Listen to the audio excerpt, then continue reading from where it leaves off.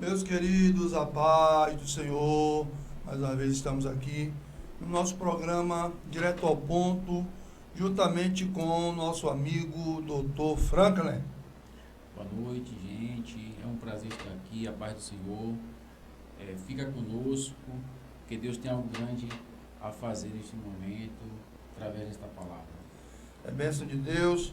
Nós estaremos hoje tratando a respeito da quinta lição, né? Tem como tema a alma, a natureza imaterial do ser humano, né? Um assunto muito interessante, muito edificante e muito debatido aí, né? Discutido no meio teológico. Aí a gente vai tratar um pouco a esse respeito e eu gostaria que você ficasse conosco. Essa lição que tem com o seu tema a respeito da questão da natureza imaterial, né? Tem três objetivos aqui importantes que queremos tratar, né? O primeiro objetivo é fazer os alunos compreenderem que a alma é a sede das emoções, da razão e da vontade, né? O segundo objetivo é demonstrar, com base bíblica, que a alma é uma parte imaterial e imortal do ser humano, capacitando-os a refutar visões materialistas.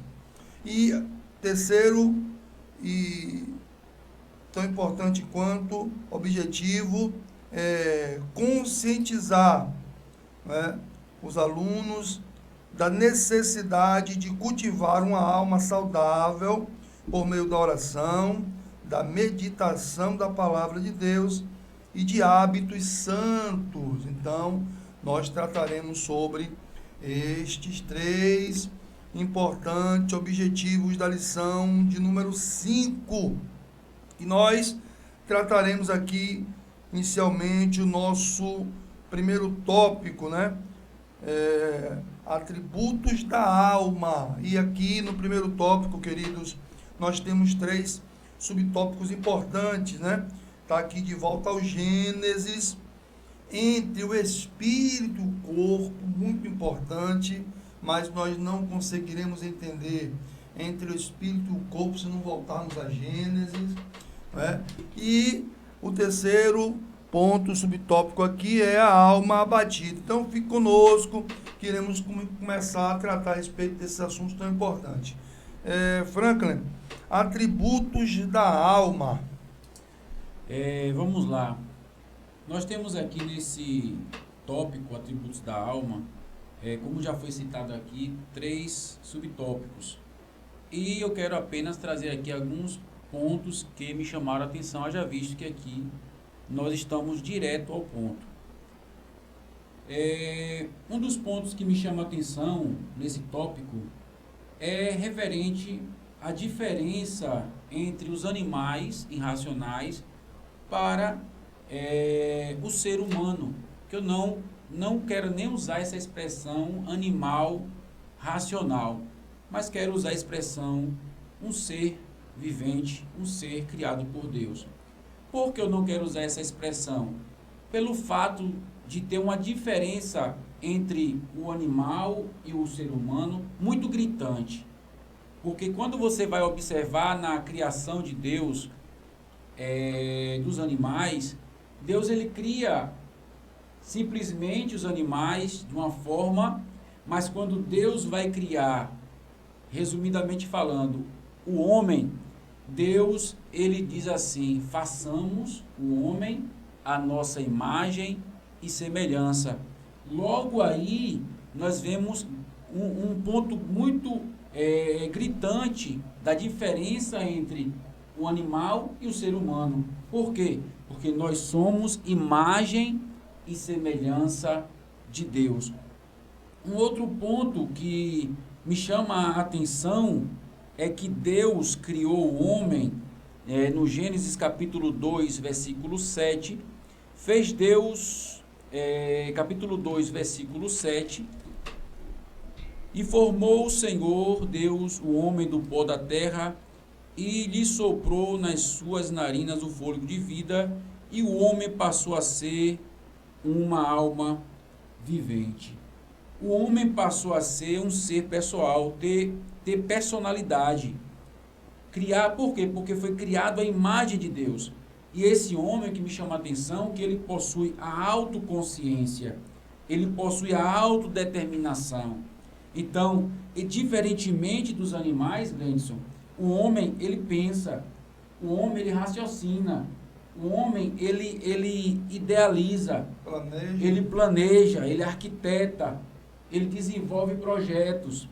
Então, o homem tem uma autoconsciência. Deus entregou ao homem essa autoconsciência de deixar o homem pensar por si só. E também Deus entregou ao homem, um ponto que chama a atenção, a autodeterminação. Deus permitiu que o homem tivesse essa autodeterminação de fazer algo, de agir, de fazer, de tomar algumas decisões. É um ponto que me chama a atenção. E para também passar aqui a palavra para o nosso amigo, eu quero também citar aqui um ponto interessante, que é sobre, não vou me aprofundar, mas quero apenas citar, porque é algo que deve ser direto ao ponto, que é os atributos que Deus constituiu para o homem, para o ser humano. E, resumidamente falando, nós temos aqui a emoção, ou sentimentos, nós temos a razão ou intelecto, e nós temos também a volição ou vontade. Eu passo a palavra a Gleison. Ou seja, são atributos da alma do homem que se difere com a alma animal, né? Eu tenho aqui um textozinho do livro de Perman, né, de 2013, na página 110. O livro é Conhecendo as Doutrinas da Bíblia. Ele fala sobre essa questão da alma animal, né? E ele vai dizer aqui, a alma do homem o distingue dos seres irracionais. Este tem alma, mas uma alma terrena, no caso aqui dos animais, que vive somente enquanto dura o corpo, né? Ele traz aqui Eclesiastes 3:21, vai dizer o seguinte, a alma do homem é de qualidade diferente, pois é vivificada pelo espírito humano, como nem toda a carne é a mesma. 1 Coríntios 15, versículo 39, vai continuar dizendo, assim sucede com a alma. Existe a alma humana e a alma dos seres irracionais, né? Só para nós entendermos, a alma do animal vai perecer juntamente com o corpo, né? Diferente da alma do homem, que não perece, né, com a morte do corpo, né? Veja que a nossa lição traz aí o texto áureo, Franklin, que diz, o texto áureo do capítulo 10 do Evangelho de Jesus, segundo escreveu Mateus, capítulo 10, versículo 28, né? Que vai dizer, e não tem mais os que matam o corpo e não podem matar a alma. Aqui, a alma do homem. A alma do homem não pode ser morta, não é? Ou seja, aqui cai por terra a questão do aniquilacionismo, né? E também do materialismo, se tratando da questão da alma do homem. A alma do animal certamente irá perecer na morte do corpo do animal, porém, a alma humana, ela permanece porque ela é imaterial e imortal, né? Então, precisamos entender isso. E Franklin já tratou aqui sobre alguns dos atributos da alma. E é muito importante entendermos, porque nós costumamos dizer que, no caso da alma animal, o animal ele age de forma por instinto, né? Age por instinto, de forma involuntária, por instinto. O homem, como você já disse aí, planeja, arquiteta, né? É diferente uma alma da outra, até mesmo na criação, quando com os animais o Senhor, ele com a palavra diz, haja, né? Animais, seres viventes de toda espécie, mas já o homem não, ele forma o homem, sopra e constitui ali alma vivente, e o homem passa a ter espírito, alma e corpo, né? Veja que diz inicialmente aqui, ainda no primeiro ponto desse tópico, atributos da alma, a parte imaterial do ser humano é o que mais diferencia dos animais, tá bom? Como bem evidenciado na criação, Gênesis 2:7, o homem é um ser pessoal, criado à imagem de Deus, com autoconsciência e autodeterminação. E os animais é diferente. Não possui. E uma coisa que me chama a atenção também, Leidson, é que nesse ponto do exemplo que você citou dos animais, que nós citamos, você pode observar que o animal ele tem uma alma, ele tem um corpo material e ele tem uma alma. A alma ela é o centro das emoções. Observe isso, é o centro das emoções. A alma no hebraico é nepesh e no grego psique. Essa alma, ela fica concentrada nela as emoções do homem, né? As emoções do homem. Agora, quando a gente olha para o animal, a gente percebe que o animal, ele se alegra. Sim. O animal, ele chora. Tem animal que chora, tem animal que se alegra, tem animal que sente falta, saudade de um dono. Quando o dono falece, ele vai até o cemitério, fica ali na porta do cemitério, próximo a... Então, porque ele está sentindo falta. Então, a gente vê sinais da alma do animal. Só que a alma do homem, ela é entrelaçada com o espírito. Aí há uma grande diferença. Por quê? Porque enquanto o animal ele está com uma alma que é limitada ao corpo, quando o corpo perece, a alma também perece, a alma do animal. Porém, a alma do ser humano não. O corpo volta ao pó, o corpo perece, o sangue volta ao pó, o corpo volta ao pó, mas a alma, ela vai ficar eterna, seja para a felicidade, alegria eterna, ou seja para a tristeza eterna, mas ela não vai morrer. Isso lançando por terra o ateísmo, lançando que não acredita em Deus, que não acredita em nenhuma vida após, né? Depois que vem a morte, depois a morte, lançando por terra a antropologia, não a antropologia bíblica, teológica, mas uma antropologia que é estudada nas faculdades, que estuda apenas o ser humano como matéria. Estuda apenas o ser humano como matéria, não o ser humano tricótomo, né? Corpo, alma e espírito. Então é interessante a gente pontuar isso aqui, né? É muito interessante. É interessante, nós temos o conhecimento, queridos, das atribuições de cada um deles, né? Corpo, alma e espírito. Essa lição é maravilhosa. A gente aprende muito. Eu trouxe aqui, na outra lição, inclusive falei também sobre esse livro muito importante, O Homem, Corpo, Alma e Espírito. Eu estava aqui também dando uma lida aqui também na nossa declaração de fé das Assembleias de Deus. De tantos livros que já li, te digo que essa declaração de fé é um livro muito importante, porque fala de várias doutrinas. Não é um livro baseado nas ideias dos fundadores da Assembleia de Deus, mas é um livro estudado, né, por pastores que avaliaram toda a doutrina existente e através da palavra de Deus, das Escrituras, eles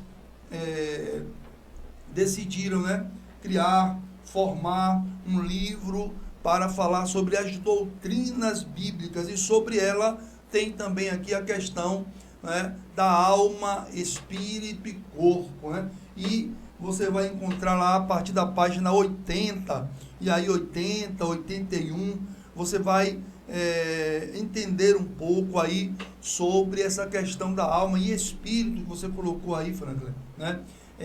Essa interação que existe da alma com o corpo e da alma com o espírito. Veja que na nossa lição, ela diz aqui um pouquinho sobre isso, e eu vou ler para você entender.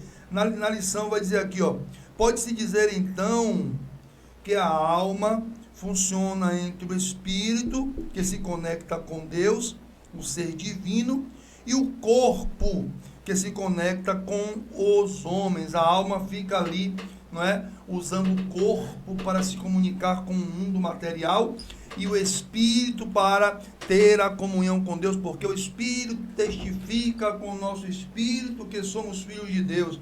Então, é o espírito que testifica. Veja que interessante, aqui a página de número 80 da Declaração de Fé vai dizer mais ou menos isso aí, né? A página 80 vai dizer: a alma comunica-se com o mundo exterior por meio do corpo, e a partir dela que o homem sente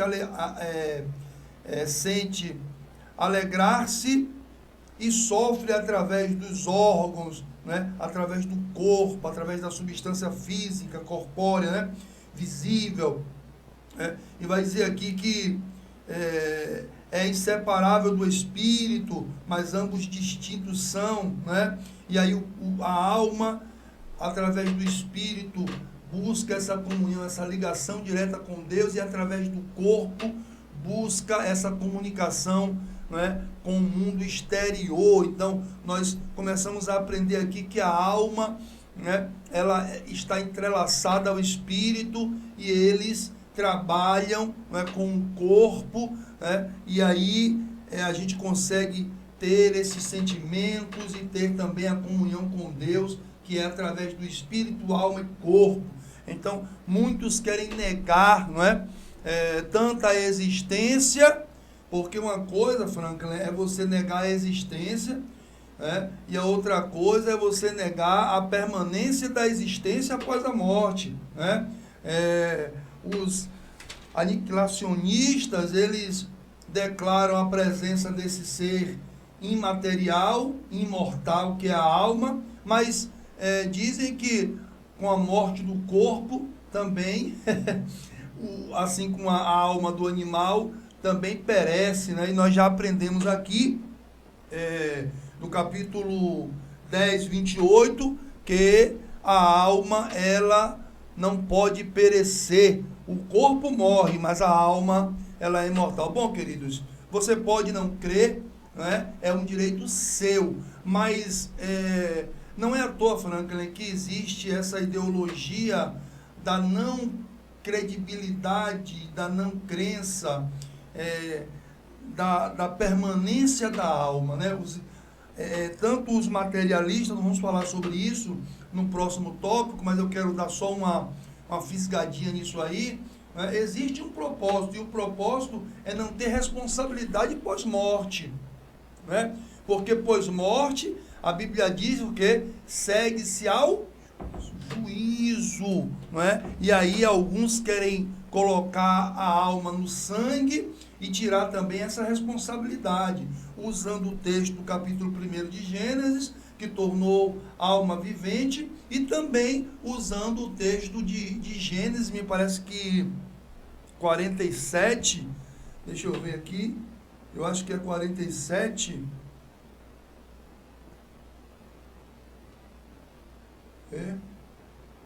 47, 26 e 27 de Gênesis, que fala sobre as 70 almas que descem com Jacó ao Egito. Então a pessoa diz: está vendo aqui, almas são pessoas, não se trata da questão espiritual. Mas aí nós vendo aqui capítulo 10, versículo 28 de Mateus, capítulo 6, né, de Apocalipse, que foi o que você citou aí, das almas debaixo do altar, nós vamos entender que a questão aqui é de contextualização. Então, às vezes, a pessoa não quer contextualizar de forma correta, só para agradar aquilo que acredita, e vai te dizer que não existe alma, né? Não existe essa substância imaterial, espiritual, imortal, que depois da morte do corpo seguirá-se ao juízo, e aí alguns seguirão para a salvação e, infelizmente, outros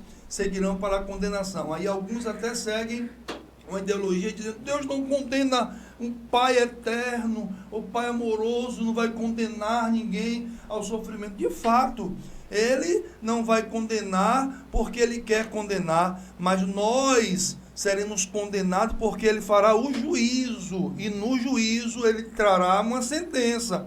E a sentença é por causa dos feitos no corpo, por intermédio da alma que usa o corpo para fazer essa conexão. Então, após a morte, há sim uma responsabilidade. Vamos para frente, Franklin? Aqui fala sobre o sentimento, para a gente finalizar aqui, sim. Esse primeiro tópico, né, que trata aqui sobre alma abatida, esse sentimento que a alma traz, você já disse aí, com muita propriedade, é o centro das emoções do homem. Sim.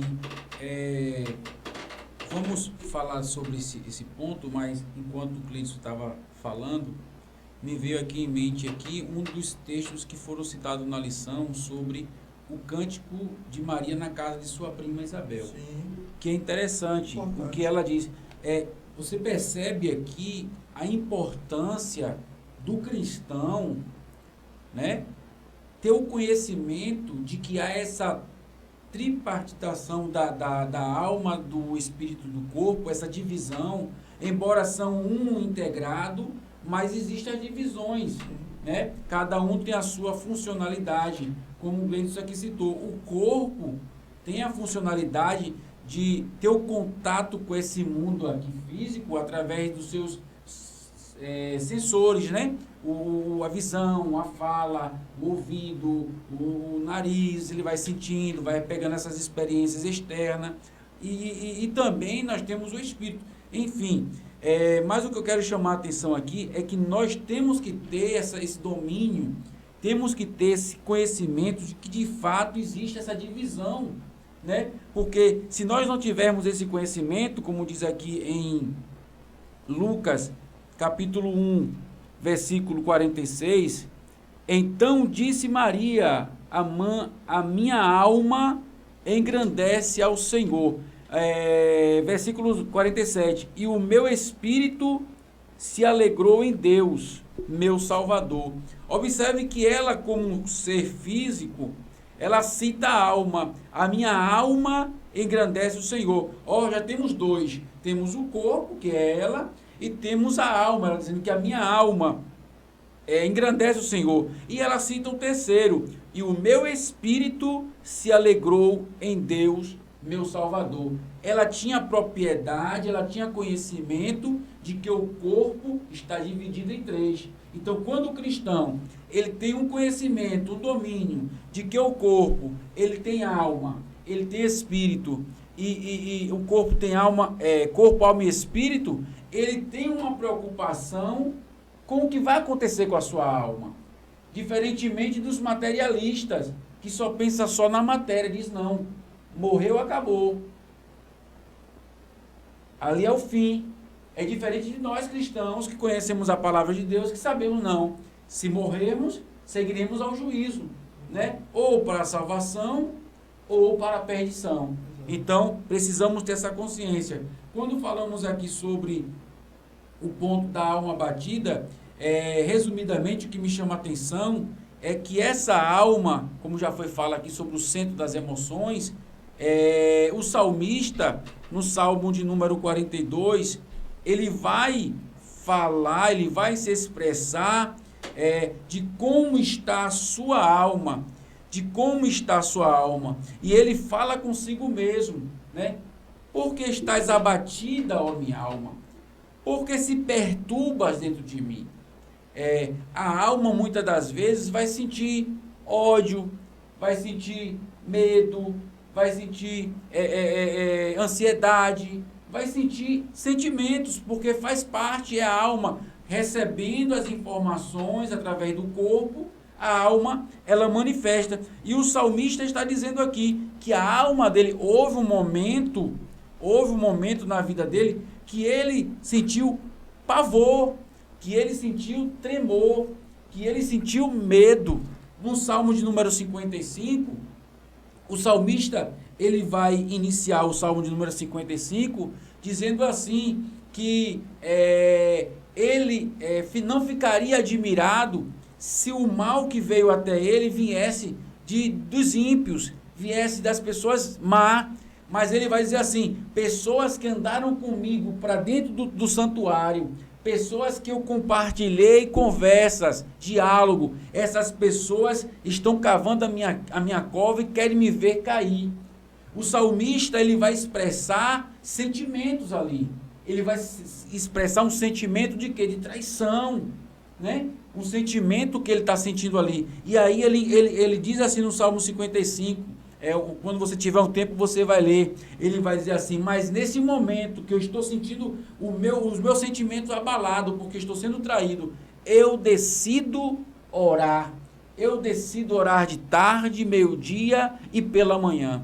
Então, o que eu quero chamar a atenção, embora eu seja cristão, embora você seja cristão, a nossa alma também sente, é abatida, a nossa alma se alegra, a nossa alma sente sentimentos que mexem com a gente, mexem conosco. Então, fique atento a esse ponto também da lição. É interessante, né? Davi diz, né?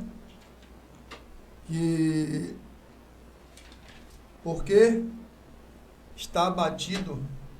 Está abatido a minha alma. Aí surge aquele louvor, né? Porque está abatido a minha alma, porque se perturba dentro de mim. Espera em Deus. E aí a gente vai ver que até Jesus falou sobre a tristeza da alma. Mateus 26, 38. Veja o que Jesus diz, ó. Então lhe disse, a minha alma está demasiadamente triste até a morte. Olha aí, Mateus 28, capítulo 26, versículo 38. A minha alma está demasiadamente triste até a morte. Aí ele fala, ficai aqui, velai comigo por 1 hora. Estava chegando o momento da crucificação e o Senhor Jesus estava sentindo, né, as dores na alma, do que ele passaria, né, o preço que pagaria por nossas vidas. Né? Então, de fato, nós sentimos na alma, o próprio Cristo sentiu na alma, né, e nós entendemos que a alma é de fato imaterial, imortal. Veja o que diz aqui, e eu quero finalizar, Franklin, com a sua permissão, esse primeiro tópico. Vou trazer aqui e vou apenas fazer a citação dos textos, porque quem está nos assistindo e quiser acompanhar os textos para aplicar, fique à vontade. O livro O Homem, na página 69, vai dizer o seguinte, ó. O apóstolo Paulo emprega o termo psique, né, apenas 12 vezes em seus elementos doutrinários, 12 vezes. Em 6 desses casos, o significado é a vida. Romanos 11, 3, 16, 4, 1 Coríntios 15, 45 e 2 Coríntios 1, 23, Filemão 2, 30 e 1 Timóteo 2, 8. Dentre outros 4 usos psíquicos, 3 indicam desejos, né? Efésios 6, 6, Filemão 1, 27, Colossenses 3, 23. E 1 indica emoção, 1 Tessalonicenses 5, 23. E os 2 exemplos restantes são pessoais, Romanos 2, 9 e aos Romanos 13, 1. Quando Paulo emprega psique juntamente com pneuma, em 1 Tessalonicenses 5, 23, está meramente descrevendo a mesma parte imaterial do homem. Olha aí, a parte imaterial do homem, isso é, 2 substâncias espirituais. Quais são elas? Alma e espírito. Se você quiser depois fazer a conferência desses textos, é interessante. Nós estamos aqui apenas passando conhecimento. Deus abençoe sua vida. Estamos finalizando o nosso primeiro tópico da lição de número 5 e nós traremos agora o segundo tópico. Fique ligado conosco. Deus vai abençoar a sua vida certamente.